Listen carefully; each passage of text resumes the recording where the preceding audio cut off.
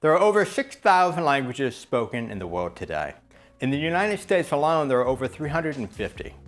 Here are 3 things you should consider about languages when planning an international SEO strategy. 1. Don't rely on automatic translators like Google Translate.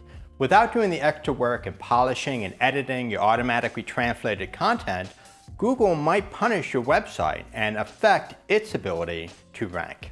And users will probably notice how artificial your content is, which will affect their trust in your service. Consider professional translators.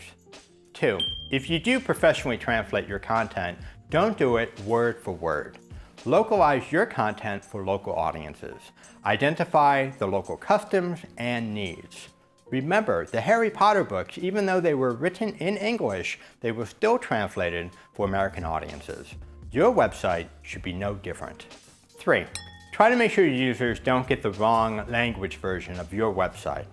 This creates the opportunity for your potential clients to skip you in the organic search results and go straight to your competitor's website or ads. And this, of course, is going to cost you money in the long run.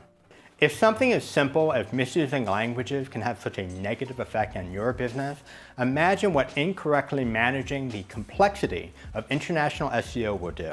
This is why you need to hire experienced SEOs.